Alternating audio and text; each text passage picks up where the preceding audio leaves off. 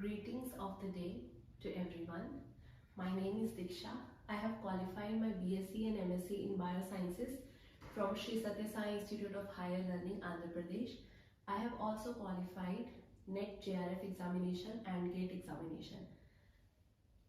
Today's topic which we are going to discuss is blood.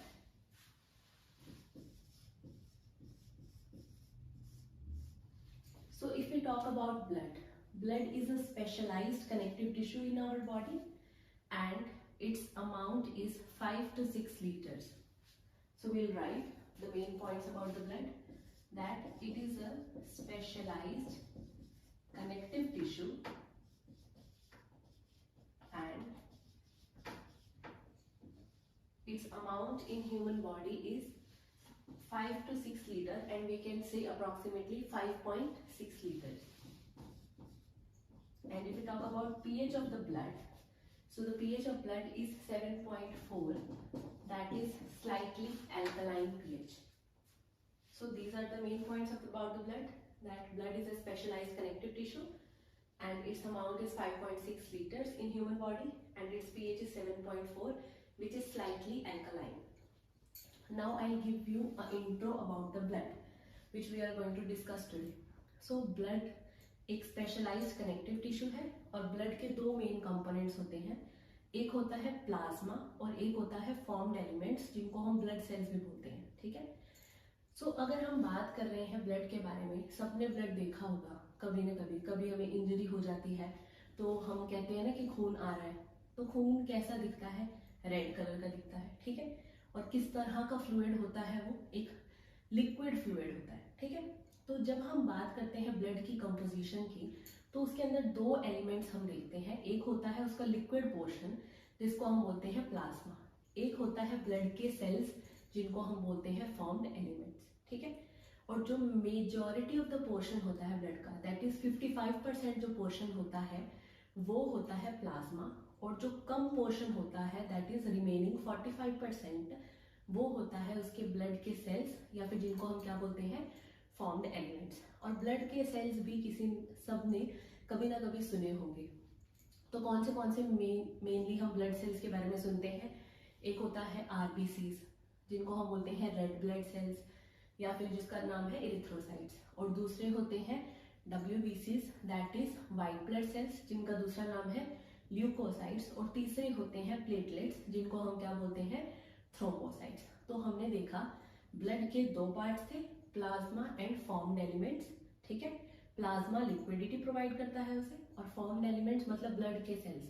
तीन तरह के blood के सेल्स होते हैं, आरबीसीज, डब्ल्यूबीसीज एंड प्लेटलेट्स. तो अब हम इन सारे कंपोनेंट्स जो ब्लड के कंपोनेंट्स हैं उनको हम इन डिटेल अब स्टडी करने वाले हैं. ठीक है. तो आज की वीडियो में हम यही टॉपिक को इलैबोरेटली डिस्कस करेंगे और आपको बहुत सारे ऐसे पॉइंट्स भी जानने को मिलेंगे जो आपने शायद आज से पहले कभी नहीं सुने. So let's start.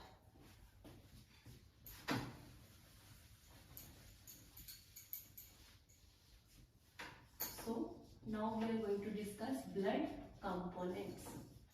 ठीक है. तो जैसे कि मैंने पहले ही बताया, ब्लड के दो कंपोनेंट्स होते हैं. एक क्या होता है?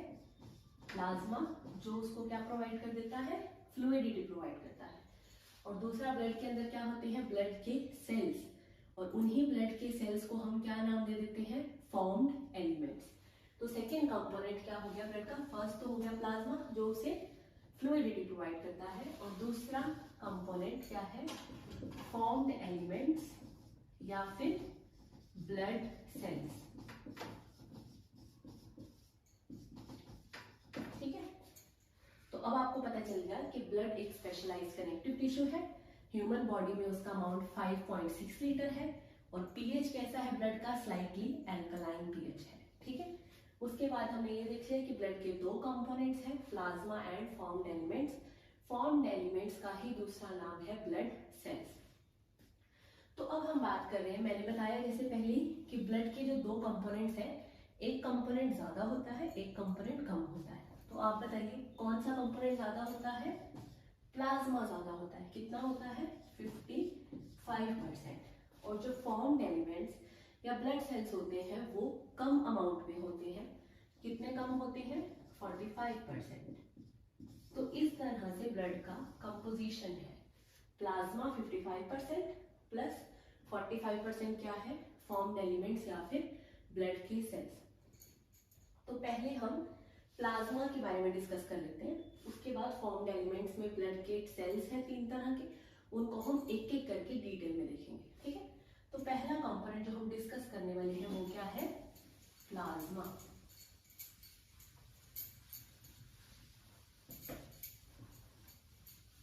तो फर्स्ट हेडिंग जो मैं डाल रही हूं वो क्या है, plasma. Plasma constitute how much amount of blood, 55% of blood। और मैंने बताया प्लाज्मा क्या प्रोवाइड करता है ब्लड को, फ्लूइडिटी प्रोवाइड करता है, ठीक है। तो ये क्या है, plasma is a straw coloured viscous fluid.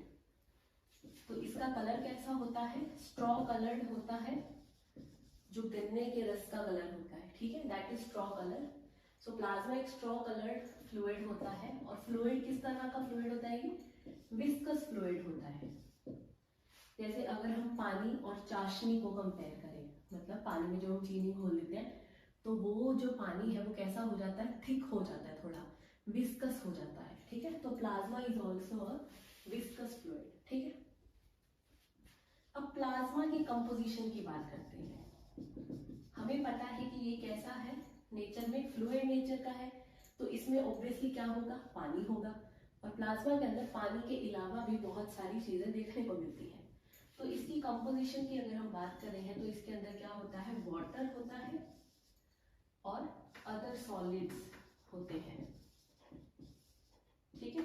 पानी कितना अमाउंट में होता है, 90 to 92%, और जो बाकी सॉलिड्स हैं वो होती हैं 8 to 10%, ठीक है। तो प्लाज्मा की फ्लूइडिटी का नेचर, जो प्लाज्मा का जो फ्लूइड नेचर है वो किसकी वजह से है, पानी की वजह से, क्योंकि प्लाज्मा का majority of the portion water बना रहा है, दैट इज 90 to 92%, और बाकी सॉलिड्स होते हैं इसमें 8 to 10%। सॉलिड्स में क्या क्या आ जाएगा, तो अब हम देखें, सॉलिड्स के अंदर आ जाएगा, एक तो होता है प्लाज्मा प्रोटीन्स,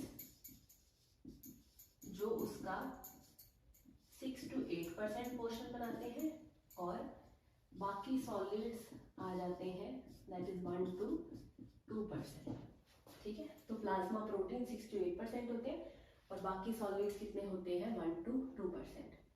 तो अब मैं प्लाज्मा प्रोटीन की आगे कैटेगरी आपको बता देती हूँ। ये इंपॉर्टेंट है नीट पॉइंट ऑफ व्यू से, क्योंकि डायरेक्टली क्वेश्चन पूछा जाता है कि जो प्लाज्मा के प्रोटीन्स हैं, इस प्रोटीन का क्या फंक्शन होता है। और कई बार मैच द फॉलोइंग में भी क्वेश्चन आता है कि एल्ब्यूमिन दे रखा है उन्होंने, ग्लोबुलिन प्रोटीन दे रखा है और फाइब्रिनोजन के बारे में दे रखा है, और सामने आपको दिया होगा कि एक ऑस्मोटिक बैलेंस है, क्लॉटिंग में कौन हेल्प करता है, या फिर जो हमारी बॉडी को डिफेंस प्रोवाइड करता है, तो उनको आपने मैच करना। So that is very simple, you have to remember the name of the plasma protein और उनका function, that's it. So plasma protein की 3 वेराइटीज है। कौन से मैंने बताया, एल्ब्यूमिन, ग्लोबुलिन एंड फाइब्रिनोजन, ठीक है। तो एल्ब्यूमिन का काम होता है ऑस्मोटिक बैलेंस प्रोवाइड करना, और ग्लोबुलिन का काम होता है डिफेंस कैपेबिलिटी प्रोवाइड करना, और फाइब्रिनोजन किसमें हेल्प करता है, क्लॉटिंग में, मतलब ब्लड के जमने में हेल्प करता है, ठीक है। तो अब हमने देख लिया about the plasma. Plasma 55% come part बनाता है ब्लड का, स्ट्रॉ कलर का विस्कस फ्लूइड होता है, और इसकी कंपोजिशन की अगर हम बात करें तो इसमें 90 to 92% वाटर होता है और बाकी चीजें होती हैं 8 to 10%।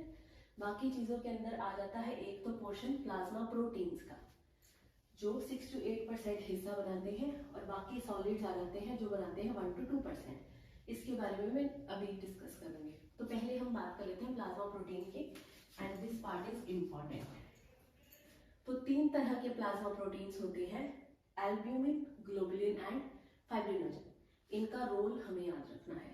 एल्ब्यूमिन का काम होता है ऑस्मोटिक बैलेंस बना के रखना, ग्लोबुलिन का काम होता है बॉडी को डिफेंस कैपेबिलिटी प्रोवाइड करना, और फाइब्रिनोजन का काम होता है क्लॉटिंग में हेल्प करना।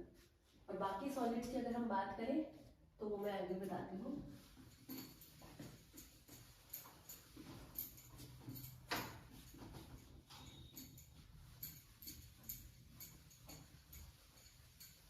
तो नेक्स्ट हम अब देखने वाले हैं अबाउट द सॉलिड्स जो प्लाज्मा का 1 to 2% हिस्सा बनाते हैं। तो उसके अंदर क्या क्या आ जाता है, उसके अंदर आगे 3 पोर्शन आ जाते हैं। फर्स्ट है minerals, nutrients and waste material.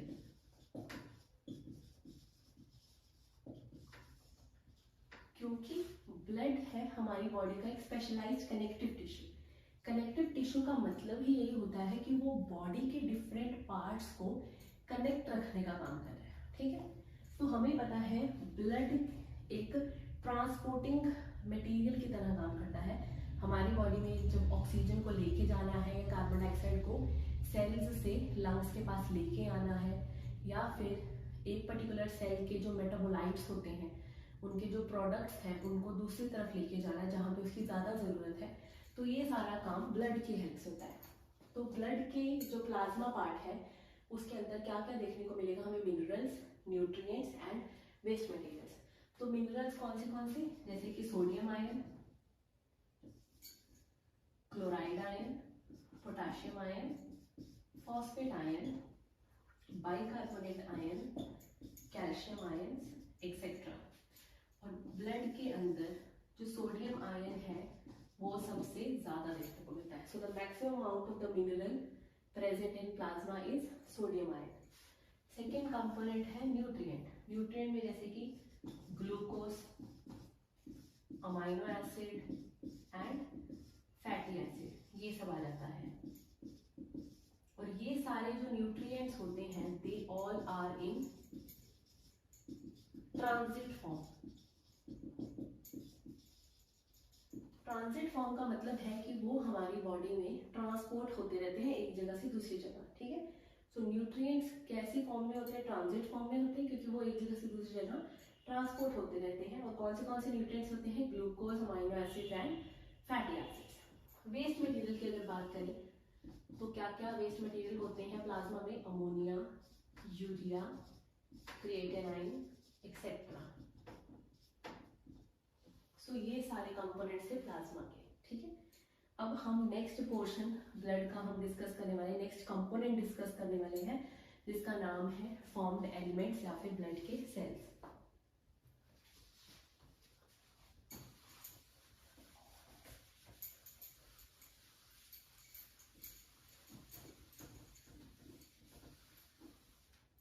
So second component हम डिस्कस करेंगे विच इज फॉर्म्ड एलिमेंट, या फिर जिनको हम क्या बोल देते हैं, ब्लड के सेल्स बोल देते हैं। तो मैंने पहले ही बता दिया है ये 45% हिस्सा बनाते हैं ब्लड का, और 3 फॉर्म्ड एलिमेंट्स हैं हमारी बॉडी में, दैट इज आरबीसीज, डब्ल्यूबीसीज एंड प्लेटलेट्स। तो हम एक एक करके उनको पहले से डिस्कस कर लेते हैं। तो फर्स्ट जो फॉर्म्ड एलिमेंट हम डिस्कस करने वाले हैं वो है आरबीसीज, जिसका फुल फॉर्म क्या है, रेड ब्लड सेल्स, या फिर इनका दूसरा नाम क्या है, इरिथ्रोसाइट्स।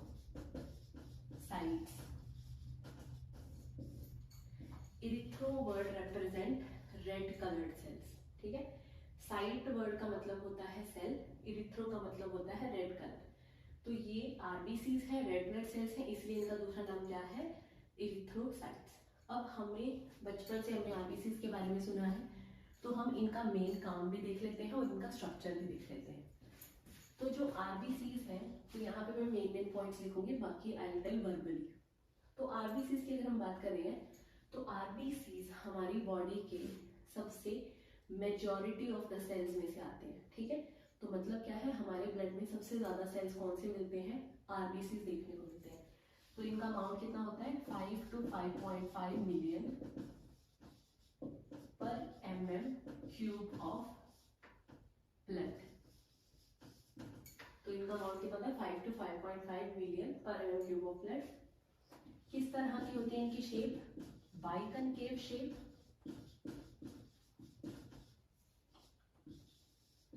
और किस तरह के सेल्स होते हैं, ये इन्यूक्लिएटेड सेल्स होते हैं।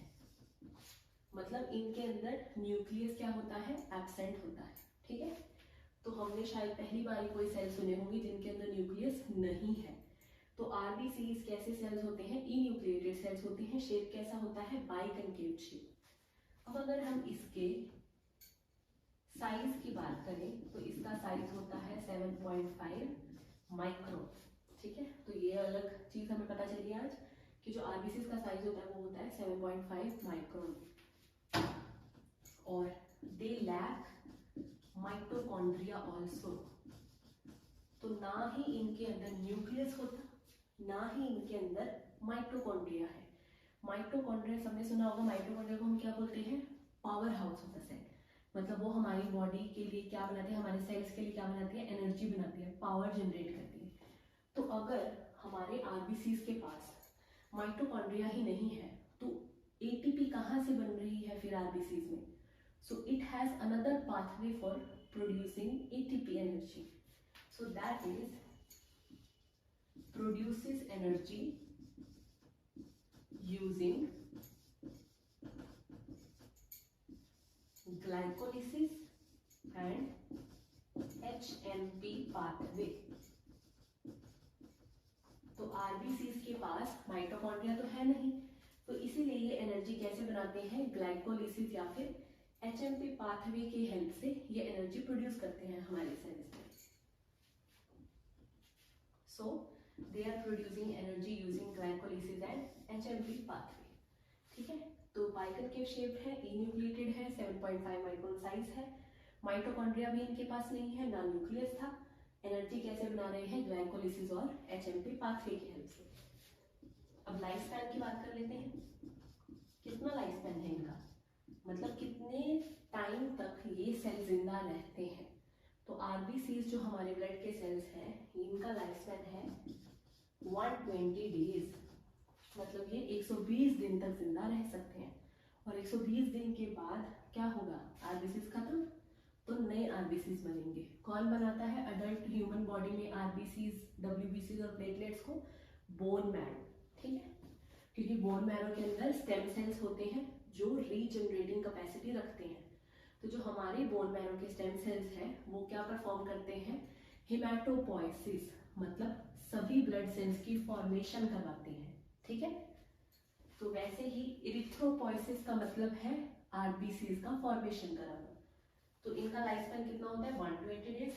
अब 120 दिन के बाद ये जब इन सेल्स की डेथ हो जाएगी तो ये कहाँ पे जाएंगे, डिस्ट्रक्ट होने के लिए, खत्म होने के लिए स्प्लीन में जाएंगे। इसीलिए हम स्प्लीन को क्या बोलते हैं, graveyard of RBCs. So spleen is also known as graveyard of RBCs. तो ये कुछ important points about the RBCs. 5.5 to 5.5 million per mm cube इनका अमाउंट होता है। मेजॉरिटी ऑफ सेल्स यही है, बाइकनकेव शेप है, इन्यूक्लिएटेड है, साइज 7.5 माइक्रोन है, माइटोकॉन्ड्रिया नहीं है इनके पास, और एनर्जी बनाते हैं using glycolysis and HMP pathway. Life span है इनका 120 दिन, और उसके बाद वो डिस्ट्रक्ट होने के लिए कहाँ पे जाते हैं, स्प्लीन के अंदर जाते हैं, जो हमारी बॉडी के अंदर एक ऑर्गन है। स्प्लीन को हम क्या बोलते हैं, ग्रेवयार्ड ऑफ आरबीसीज। तो अगर आपने कुछ नीट के क्वेश्चंस की प्रैक्टिस की है तो कुछ प्रीवियस ईयर क्वेश्चंस में आपने एक दो टर्म देखी होगी, जैसे कि बिलीवर्डिन, बिलीरुबिन। और क्वेश्चन में पूछा जाता है कि जो बिलीवर्डिन है या बिलीरुबिन है वो किसका प्रोडक्ट है। ठीक है, तो उसके रिलेटेड हम एक डिस्कस करने वाले हैं, जिसकी जो आरबीसीज है इनका कलर कैसा है, रेड कलर है। किसकी वजह से है रेड कलर आरबीसीज में? तो आरबीसीज का रेड कलर हमें सबको पता है, हमने कितनी बार सुना है, आरबीसीज का जो रेड कलर है वो होता है because of a pigment. Pigment क्या होता है, कलरफुल पिगमेंट होता है। तो यहाँ पे रेड ब्लड सेल्स में एक पिगमेंट होता है जिसका नाम क्या है, हीमोग्लोबिन। तो यहाँ पे कौन सा पिगमेंट प्रेजेंट होता है, हीमोग्लोबिन पिगमेंट प्रेजेंट होता है। इसीलिए जो आरबीसीज का कलर होता है वो कैसा होता है, रेड कलर होता है। ठीक है,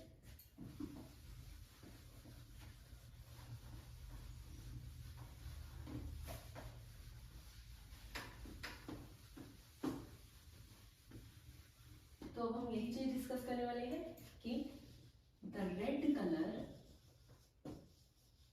of RBCs is because of a respiratory pigment or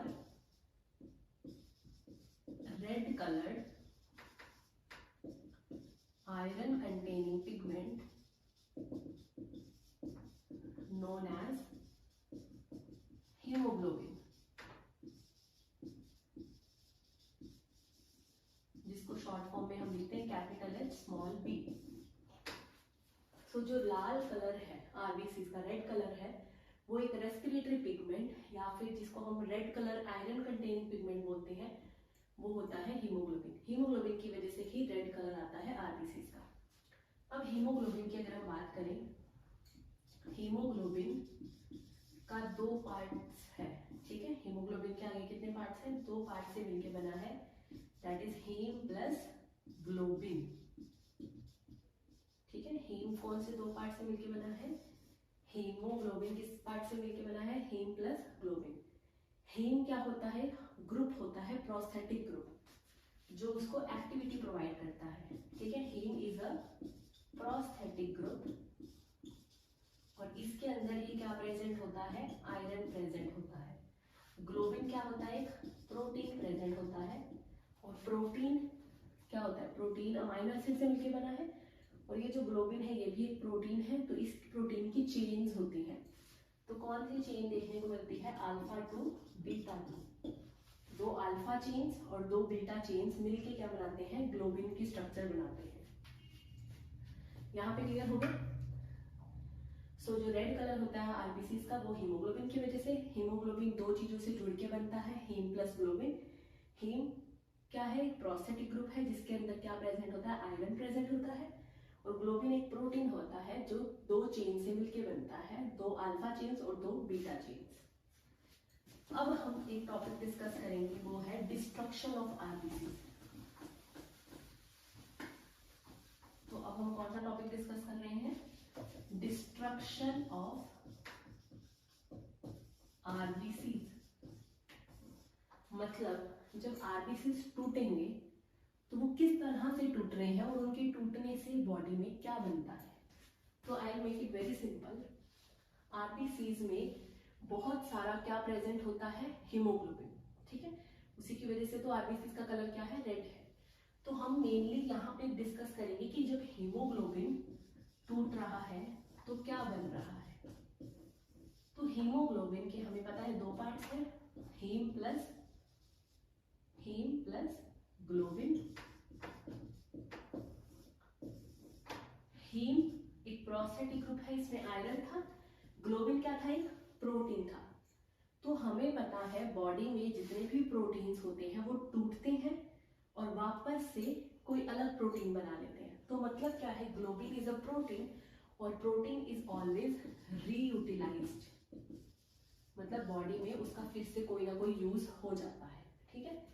haem का यूज नहीं होगा, इससे कुछ ऐसे प्रोडक्ट्स बनेंगे जो कलर प्रोवाइड करते हैं यूरिन को, स्मेल प्रोवाइड करते हैं यूरिन को, और हमारे जो फीसिस है, हमारी जो बॉडी का वेस्ट मटेरियल होता है, फीकल मैटर, उसको भी कलर प्रोवाइड करते हैं। तो हीम की हम डिस्ट्रक्शन के बारे में डिस्कस करेंगे। हीम का पहले क्या होता है? Oxidation reaction. हीम का जब ऑक्सीडेशन रिएक्शन होता है तो बनता है बिलीवर्डिन, और जब बिलीवर्डिन का होता है रिडक्शन, उससे बनता है बिलीरुबिन। तो ये टर्म्स आपको कुछ ना कुछ क्वेश्चन में देखने को मिलेगी कि बिलीवर्डिन किसके डिस्ट्रक्शन का प्रोडक्ट है? आरबीसीज के डिस्ट्रक्शन का प्रोडक्ट है। अगर इन डिटेल पूछा जाए आरबीसीज के हीमोग्लोबिन का कौन सा पार्ट बिलीरुबिन बनाता है, तो answer should be haem part, not the globin part. तो हीम का ऑक्सीडेशन हुआ, बिलीवर्डिन बना, रिडक्शन हुआ, बिलीरुबिन बना। अब ये जो बिलीरुबिन है ये है वाटर इनसॉल्युबल। वाटर इनसॉल्युबल मतलब पानी में ये सॉल्युबल नहीं है, तो ये पहले जाएगा लिवर के अंदर, वहां पे बनेगा ये सॉल्युबल। फिर इंटेस्टाइन में जाके बिलीरुबिन का क्या होगा? डिस्ट्रक्शन। पहले ये कहाँ जाएगा? लिवर में, लिवर से कहाँ जाएगा? इंटेस्टाइन में इसका डिग्रेडेशन होगा और दो पार्ट्स बनेंगे। कौन से? स्टर्कोबिलिनोजन एंड यूरोबिलिनोजन। तो इंटेस्टाइन में जब बिलीरुबिन का डिस्ट्रक्शन होता है तो दो पार्ट्स बनते हैं, स्टर्कोबिलिनोजन एंड यूरोबिलिनोजन। स्टर्कोबिलिनोजन से क्या होता है? फीसिस का कलर आता है, और यूरोबिलिनोजन आगे दो पार्ट्स में टूटता है, यूरोक्रोम एंड यूरिनोड। इससे क्या होता है? यूरोक्रोम से colour to urine and urinod से क्या आती है? Smell of urine.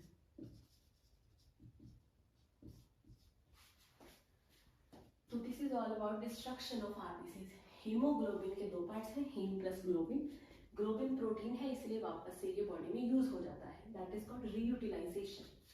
हीम का ऑक्सीडेशन होगा, बिलीवर्डिन बनेगा, रिडक्शन के बाद बनेगा बिलीरुबिन। बिलीरुबिन पहले लिवर में जाके वाटर सॉल्युबल बनेगा, फिर वो इंटेस्टाइन में आएगा। इंटेस्टाइन के अंदर कुछ बैक्टीरिया होते हैं जो बिलीरुबिन को तोड़ देंगे दो पार्ट्स में। कौन से पार्ट्स में? स्टर्कोबिलिनोजन एंड यूरोबिलिनोजन। स्टर्कोबिलिनोजन से फीसिस को कलर मिलता है, यूरोबिलिनोजन दो पार्ट्स में टूटेगा, यूरोक्रोम एंड यूरिनोड। यूरोक्रोम से कलर मिलता है यूरिन को, और यूरिनोड से स्मेल ऑफ पर्टिकुलर यूरिन हमें देखने को मिलती है। ठीक है, सो यूरिनोड से यूरिन की पर्टिकुलर स्मेल हमें एक्सपीरियंस होती है। सो this is all about RBCs. तो मैंने अभी मेन पॉइंट्स डिस्कस करने की कोशिश करी है आरबीसीज के बारे में। अब हम नेक्स्ट पार्ट डिस्कस करने वाले हैं फॉर्म्ड एलिमेंट्स के अंदर, दैट इज डब्ल्यूबीसीज या फिर ल्यूकोसाइट्स। सो डब्ल्यूबीसीज मतलब व्हाइट ब्लड सेल्स। इनका कलर कैसा है? व्हाइट। आरबीसीज का रेड कलर किसकी वजह से था? हीमोग्लोबिन।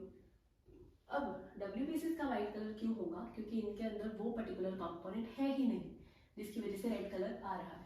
सो डब्ल्यूबीसीज लैक हीमोग्लोबिन। और ये किस तरह के सेल्स होते हैं? They are nucleated cells. इनके पास न्यूक्लियस होता है, साइज इनका होता है 10 to 14 माइक्रोन। इनका नंबर कितना होता है? 6000 to 8000 पर mm³ ऑफ ब्लड। और अगर हम बात करें इनके लाइफ स्पैन की, तो इनका लाइफ स्पैन होता है 12 to 20 डेज।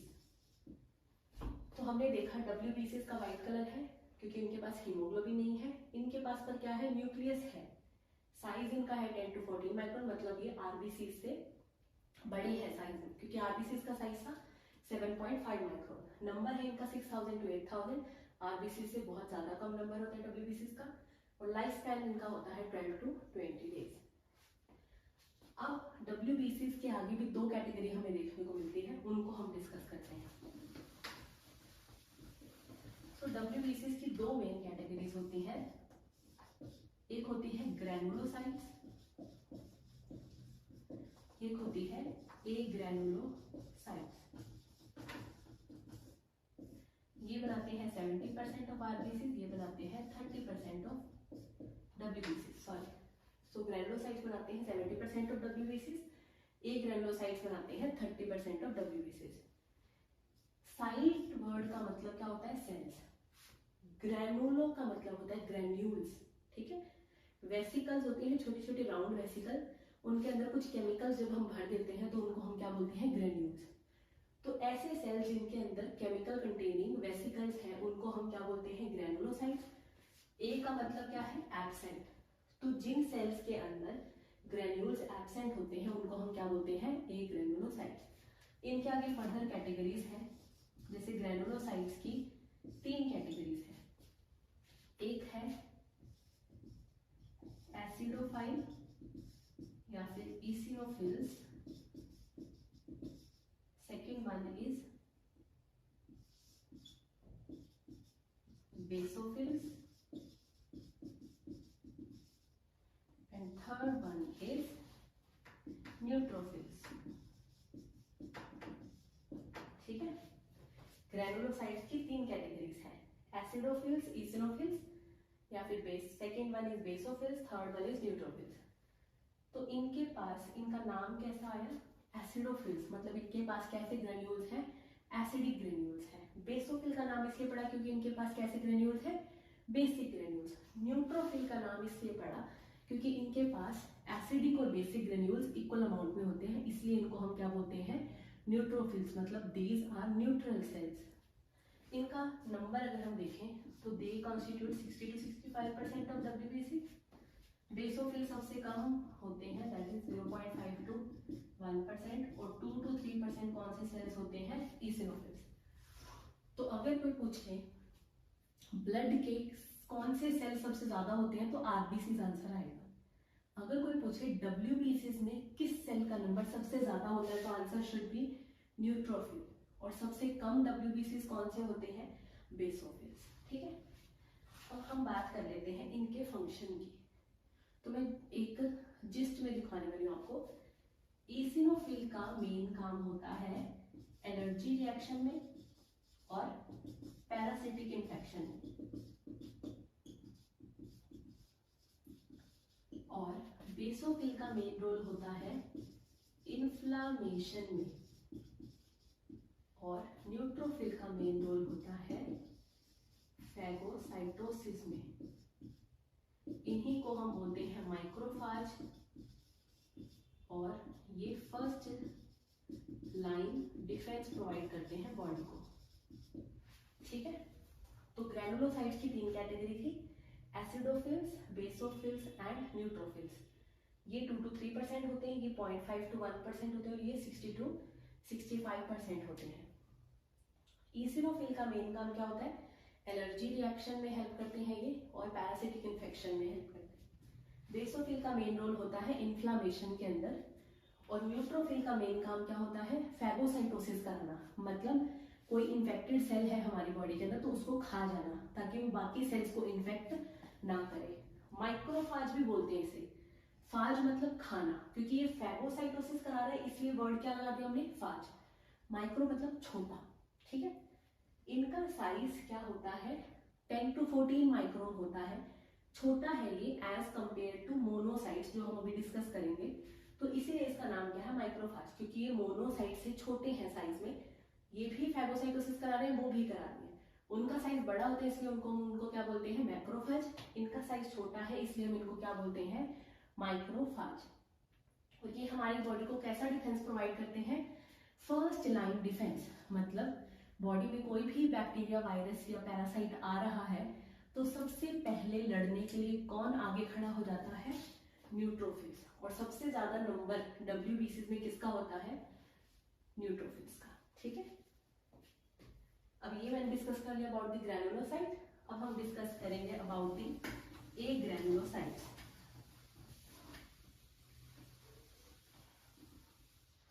ए ग्रैनुलोसाइट्स की 2 कैटेगरीज हैं, मोनोसाइट्स एंड लिम्फोसाइट्स। मोनोसाइट्स बनाते हैं 20 to 25% ऑफ WBCs, और लिम्फोसाइट्स बनाते हैं 6 to 8% ऑफ WBCs। ठीक है, मोनोसाइट्स का ही मैंने बताया, ये भी कौन सी एक्टिविटी परफॉर्म कराते हैं, फैगोसाइटोसिस, पर इनका साइज कितना होता है, 10 to 18 माइक्रोन होता है। बाकी सभी WBCs का साइज कितना होता है, 10 to 14 माइक्रोन, पर अकेले मोनोसाइट का साइज क्या होता है, 10 to 18 माइक्रोन। इसीलिए हम इनको क्या बोलते हैं, मैक्रोफाज। ठीक है, या फिर हम बोलते हैं इनको हिस्टोसाइट्स, क्योंकि टिश्यू के अंदर देखने को मिलते हैं। Histo word is for tissue, tissue के अंदर जो सेल्स देखने को मिलते हैं उनको हम क्या बोलते हैं, हिस्टोसाइट्स। ठीक है, तो this is about the monocytes. Lymphocytes 6 to 8% होते हैं, ये इनकी 2 कैटेगरीज हैं, बी लिम्फोसाइट्स या बी सेल्स, या फिर टी लिम्फोसाइट्स। ये हमें प्रोवाइड करते हैं एंटीबॉडी मीडिएटेड इम्यूनिटी,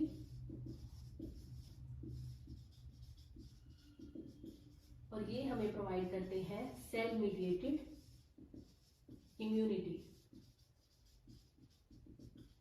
तो ये थे मेजर पॉइंट्स। मोनो मोनोसाइट्स और लिम्फोसाइट्स किसकी कैटेगरी में आते हैं? एक ग्रेनुलोसाइट, क्योंकि इनके अंदर ग्रेन्यूल्स नहीं है। मोनोसाइट 20-25% होते हैं, लिम्फोसाइट्स कितने होते हैं? 6-8%। मोनोसाइट्स का काम भी फैगोसाइटोसिस कराना है। 10 to 18 माइक्रोन इनका साइज होता है। सबसे बड़े डब्ल्यूबीसीज कौन से होते हैं? मोनोसाइट्स, इसीलिए हम इसको क्या बोलते हैं? मैक्रोफेज या हिस्टोसाइट्स। लिम्फोसाइट्स की दो कैटेगरीज हैं, B cells and T cells. B cell antibody बनाते हैं, इसलिए जो इम्यूनिटी, जो हमें डिफेंस कैपेबिलिटी बी सेल से मिलती है उसको हम क्या बोलते हैं? Antibody mediated immunity. और जो इम्यूनिटी हमें टी सेल से मिलती है उसको हम बोलते हैं सेल मीडिएटेड इम्यूनिटी, क्योंकि बी सेल एंटीबॉडी बनाते हैं और टी सेल वो खुद ही लड़ने चले जाते हैं, वो एंटीबॉडी की हेल्प नहीं लेते, इसलिए हम उनको क्या बोलते हैं? Cell mediated immunity. So this is all about WBC. एक पार्ट में और डिस्कस करूंगी अबाउट द डब्ल्यूबीसी, वो है उनके न्यूक्लियस के बारे में, क्योंकि हमें पता है डब्ल्यूबीसी आर न्यूक्लिएटेड सेल्स, तो इनके न्यूक्लियस की शेप कई बार पूछ ली जाती है, तो मैं आपको भी बता देती हूँ डब्ल्यूबीसी, और यहाँ पे हम लिख लेते हैं न्यूक्लियस शेप। तो फर्स्ट डब्ल्यूबीसी हम देख लेते हैं ईसिनोफिल, या जिसका दूसरा नाम क्या है? एसिडोफिल्स।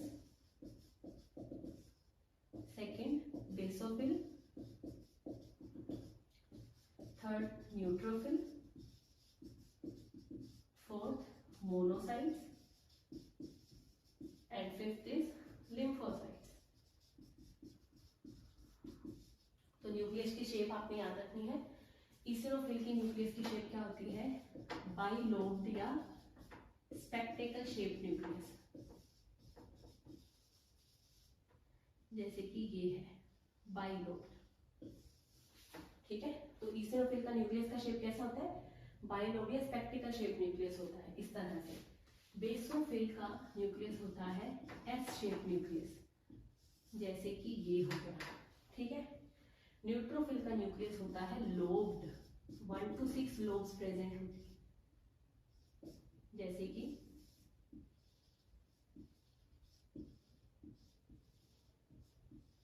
तो इस तरह से न्यूट्रोफिल का न्यूक्लियस होता है। मोनोसाइट का न्यूक्लियस होता है हॉर्स शू शेप्ड या फिर किडनी शेप्ड,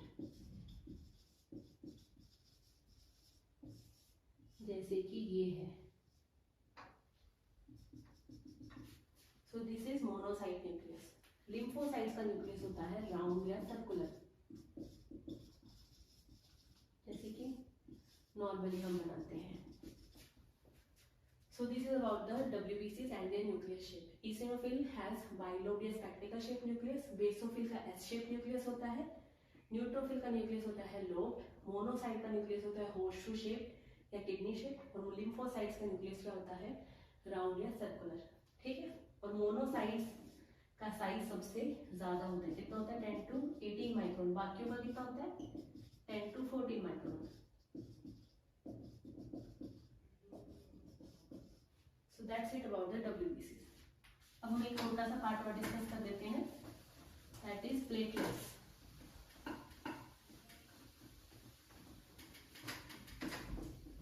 So थर्ड जो फॉर्म्ड एलिमेंट है वो क्या है? प्लेटलेट्स, या जिसका दूसरा नाम क्या है?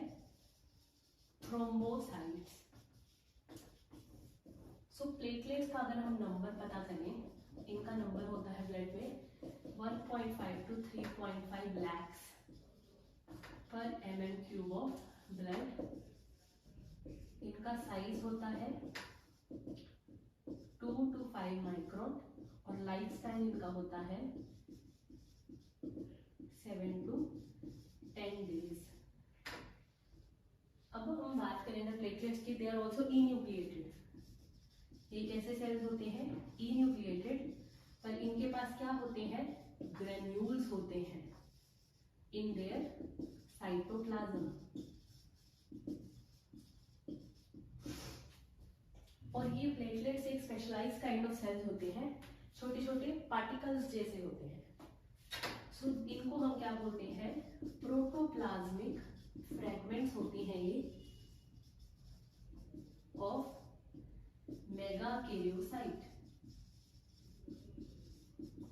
जब बोन मैरो से हमारे ब्लड के सेल्स बनते हैं तो ब्लड के सेल्स के कुछ प्रीकर्सर बनते हैं, मतलब प्रीकर्सर वो होते हैं जिनसे आगे हमारे ब्लड के मेन सेल्स बनेंगे। तो जो प्रोटोप्लाज्मिक फ्रेगमेंट्स होती हैं मेगाकैरियोसाइट, जो एक प्रीकर्सर सेल है, उसके प्रोटोप्लाज्मिक फ्रेगमेंट से क्या बनते हैं, प्लेटलेट्स बनते हैं, और न्यूक्लियस उसके अंदर प्रेजेंट नहीं होता, इसलिए ये भी किस तरह के सेल्स हैं, ई न्यूक्लिएटेड सेल्स हैं। अब मैं अगर बना के दिखाऊं आपको, सो सपोज करो दिस इज मेगाकैरियोसाइट। अब इसके प्रोटोप्लाज्म की क्या बन जाती है, फ्रेगमेंट्स बन जाती हैं इस तरह से। इन्हीं फ्रेगमेंट्स को हम क्या बोलते हैं, प्लेटलेट्स बोलते हैं। अब प्लेटलेट्स का मेन काम क्या होता है, हेल्प्स इन क्लॉटिंग। तो ये थे अबाउट दी कुछ मेन पॉइंट्स थे अबाउट दी प्लेटलेट्स, जिनको हम क्या बोलते हैं, थ्रोम्बोसाइट्स बोलते हैं। तो इनका नंबर होता है 1.5 to 3.5 lakh, size 2 to 5 micron होते हैं, छोटे साइज में होते हैं, सबसे छोटे सेल्स यही होते हैं। लाइफ स्पैन होता है इनका 7 to 10 डेज।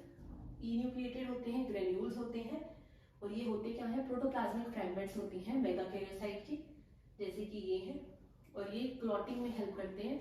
और अगर प्लेटलेट्स का नंबर हमारी बॉडी में कम हो जाता है तो हमारा जो ब्लड है वो क्लॉट नहीं कर पाता, और कभी भी अगर इंजरी होती है तो ब्लड बहता रहता है, वो क्लॉट नहीं हो पाता इजीली।